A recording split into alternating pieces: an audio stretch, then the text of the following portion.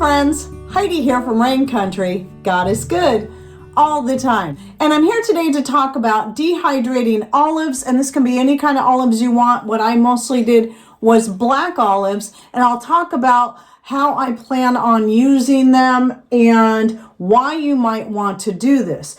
So first, let's talk about how I did this. In this case, all of my olives were in whole form because I do a lot of my purchasing from Costco because we rarely get into town online, and they never have like that big number 10 can of the sliced olives. You can never find a case of canned olives that are all pre-sliced, and it's really frustrating when I want to make something where I'm going to use sliced olives and I either have to slice them by hand or I have to open a whole can and only need a little bit. So in this case, they were all whole, so I did slice them all by hand. Though somebody did share with me, if you happen to have an egg slicer, which I don't, that can work pretty good on slicing whole olives. Or if you get to Costco or any other place where you can buy the pre-sliced olives in a good quantity where you can get a good bulk price on it to save you money, it's even easier because all you got to do then is spread them on your dehydrating trays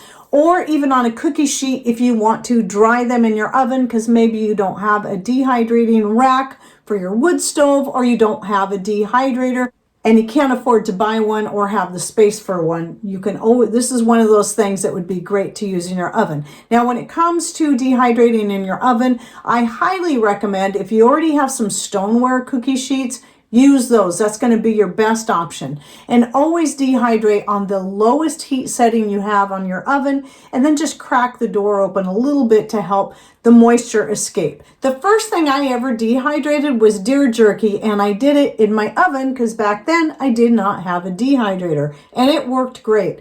And so yes, you can use your oven.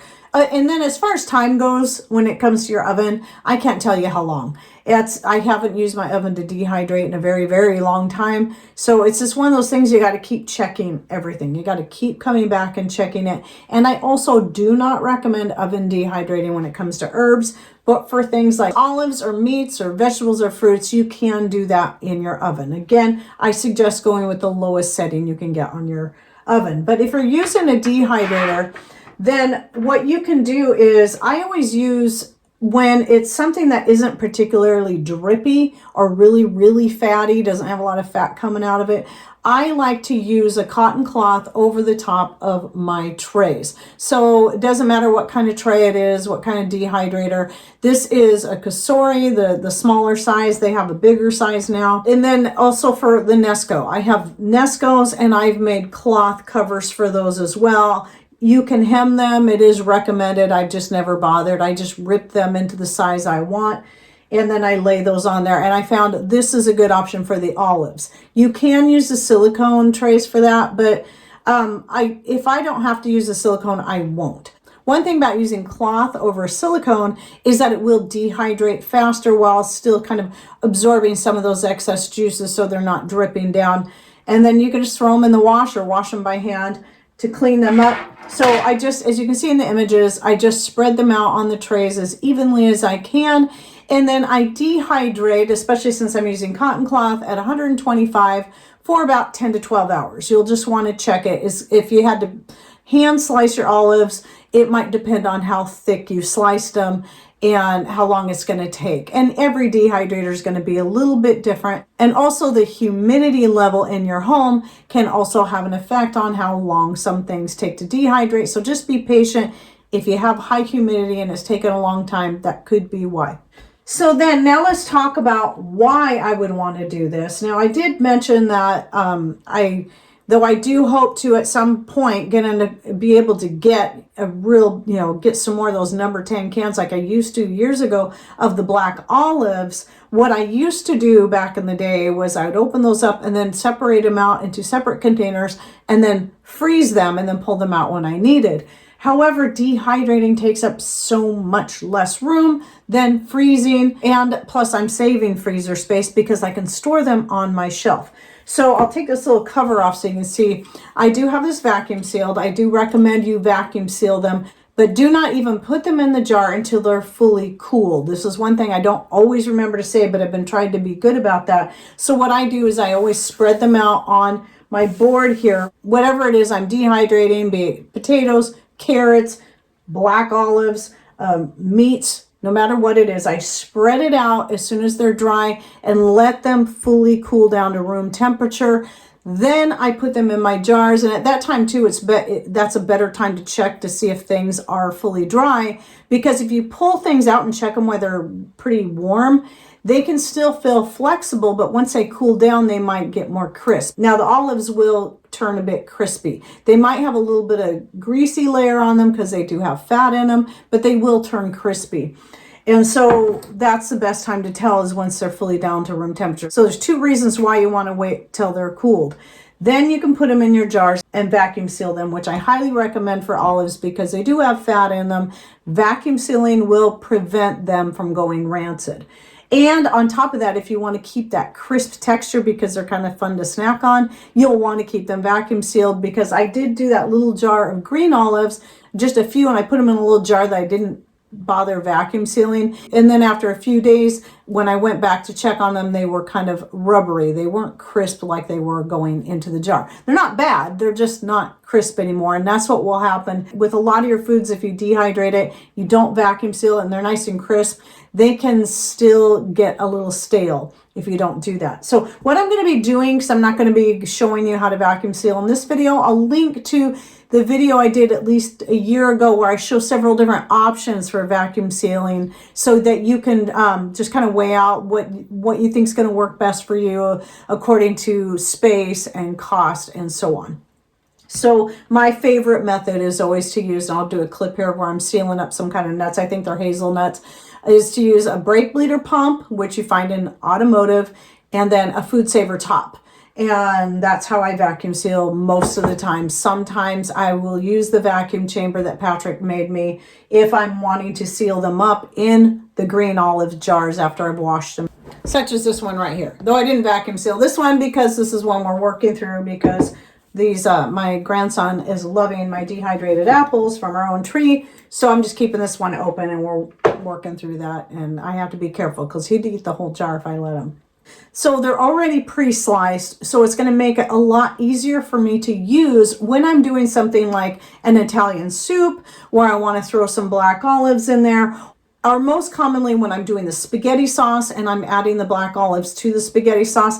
Then I can throw those as they are right into the sauce as I'm making it, because I use a lot of dried ingredients when I'm making my sauce. And now all of my tomatoes are dried too, because I puree them, I dry them, and so I make flakes out of them, and then I use those to make my sauce. So those would all go in there, pour in my water, and then let everything cook together, and that will rehydrate the olives. I like to sometimes add black olives to my macaroni and cheese when I'm making that. Same thing there. When I'm making the cheese sauce, the dried olives would go into the sauce while I'm making it, so that it's cooking and rehydrating all at the same time. And this also applies to chili. I already got to cook up the dried beans anyway. The olives would go in there and everything would cook together. So when you're talking about dehydrated foods, anything that you're going to be cooking, any kind of liquid, that you just throw your dried ingredients into that and let everything cook together, and it will rehydrate at the same time.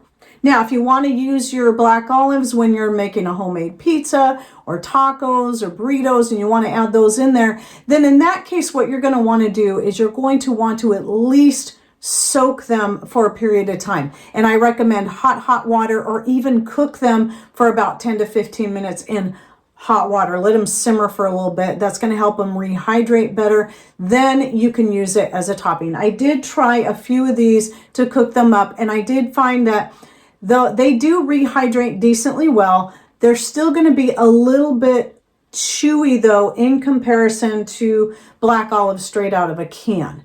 So you're going to want to try that first and see what you think before you have it be something that you use to put on top of a pizza or in a taco.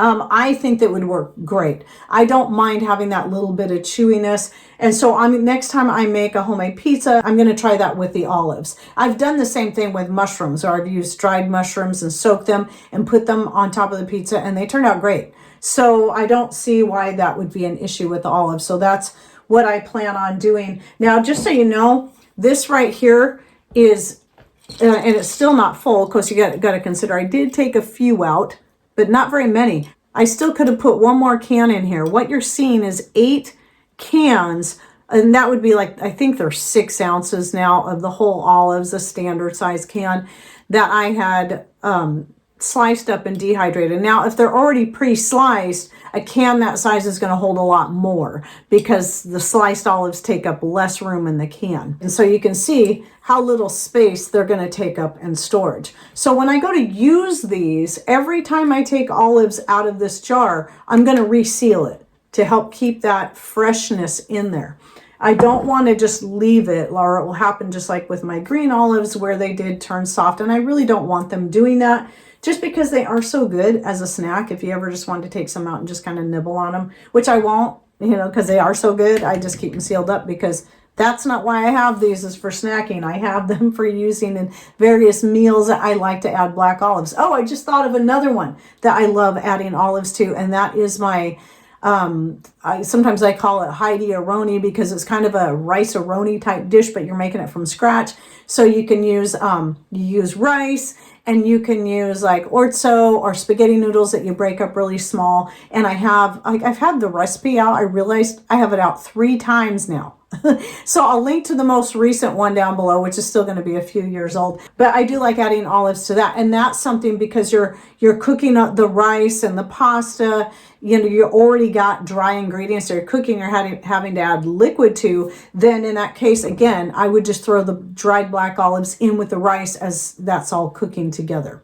So yes, another great thing I can add the olives to. And so this is just going to make it easier for me. It's more work ahead of time slicing the olives and dehydrating them. Now they're going to be quicker and easier for me to use like this because they're already sliced and I only need to take out what I want instead of having to open a whole can and then wonder what I'm going to do with the rest of the can if I don't need to use the whole thing. Now, apparently there are other people doing this. I didn't know this. I thought this was my idea. But, we all have ideas and usually somebody else has already tried it. But just, I just decided to experiment and give it a try. And what gave me the idea was when I took a jar of homemade home canned chili and decided to open it up, dehydrate it, and give it a try. Well, my chili always has olives in it anyway. And so you won't be able to see them probably in here, but there are black olives in here. And what I did was after I dried it up, I then took half of that and cooked it up for lunch one day just to see. All I did was take the chili, add some water to it, cooked it for a few minutes. That's all it took. And it was great. It really tasted good. It tasted just as good as when the day I had made it. And so I wanted to try it. So the next time I make a big batch of chili, instead of canning it, I'm going to be dehydrating it and then vacuum sealing it into my jars. So that then that'll take up less room in my pantry. And all I have to do, you still want to heat the chili up anyway. The one thing about the canned chili is you can eat it right out of the jar with a spoon. But if you're wanting it hot, you still got to put it in a pan and heat it up anyway. So in this case, you just put it in a pan, add some water and heat it up. There's really very little difference. It's just as simple. It might just take a minute or two longer as this also will need to rehydrate where your canned chili just needs to heat through. So there's just a few ideas and why I am personally doing this. I'm sure I'll be thinking of a lot more ideas I can use these olives in as time goes on, and I'll be giving you updates as I do. So you'll see those in my Monday this and that vlogs. When I do use them, I'll share with you. But so far, I'm happy with them. I think this is going to work out great. And I really like the fact that I'm not only making things easier for when I need them, but I'm also making more space in my pantries by getting rid of all those superfluous cans and then having it all reduced down to this. Oh, I was going to say about the green olives. If you did that, I don't know what I would really use them in because green olives aren't something I typically use in cooking. They're usually just a snack, or I might slice them up and put them on top of my deviled eggs when I make deviled eggs, which I could probably do that with the dried. I'm not sure if I would, but there's an option there. But yeah, I kind of had the thought that if you wanted to powder up the green olives and you like that flavor, that might even be a good seasoning, because the green olives do turn out very, very salty, because they're saltier than your black olives. So then when you dehydrate them, they're very salty. So you could probably powder them up and use them as a seasoning on whatever sounded good to you. And I was thinking I might try that. But anyway, please share with us your ideas down below. And if you want to learn more about dehydrating, be it eggs or broth or meats, please check out my playlist. I'll be putting in the description box down below by clicking on more or show more somewhere right down here below the screen. To open that up and you'll find everything I put in there. And thanks for watching. Take care and God bless.